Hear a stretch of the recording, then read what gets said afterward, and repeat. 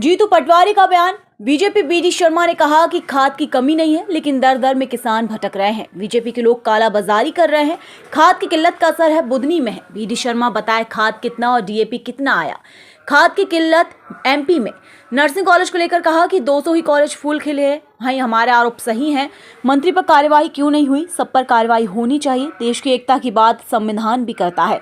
BJP सामने से नहीं पीछे से देश को तोड़ने की बात करती है। भारत महान शक्ति है। राजीव ने नारा दिया था कि हमारा देश महान है। वहीं उमंग सिंगार ने कहा कि ऑफर किया उसमें सच्चाई है। रामनिवास गए तो लेन देन हुआ ही होगा। बीजेपी का यही काम है, खरीद फरोख्त करना। निर्मला सप्रे रोज इधर उधर करती हैं, क्यों उनका इस्तीफा नहीं लिया जा रहा है?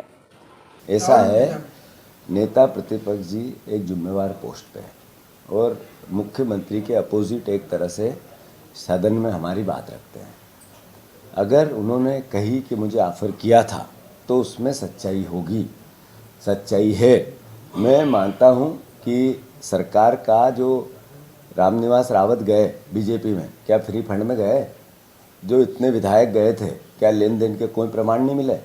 और हम तो अपनी जगह, बीजेपी के लोगों ने कई ने कहा कि ये खरीद फरोख्त बंद होना चाहिए। तो मैं मानता हूँ कि ये पब्लिक डोमेन में बात है कि बीजेपी का काम सिर्फ करप्शन करना और विधायकों को खरीद फरोख्त करना और लोकतंत्र की हत्या करना उनके नेचर का हिस्सा नरेंद्र मोदी के नए भारत का एक सबसे बड़ा एक तरह से उदाहरण है।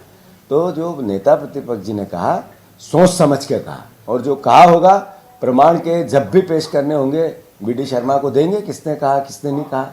बीडी शर्मा जी अपनी पार्टी का हिसाब ये दे कि आपने इतने विधायकों की दल बदल कराई। एक विधायकों को वो निर्मला सप्रे, वो आपके मंच पे गई, फिर इधर आई, फिर उधर गई, फिर इधर हुआ, फिर उधर हुआ, तो रोज बयान दे रही है। क्या है ये? खरीद फरोख्त नहीं है तो क्या है? लोकतंत्र की हत्या नहीं है तो क्या है? अगर आप में इतना ही कलेजा था तो उनका इस्तीफा लिखवाना था, स्वीकार करवाना था। हमने स्वीकार करने के लिए शिकायत की, आपकी पार्टी के हैं विधानसभा अध्यक्ष, उनने क्यों अस्वीकार कर दिया? हमें कोर्ट क्यों जाना पड़ रहा है? ये सब सवाल है, पब्लिक समझे। विधानसभा अध्यक्ष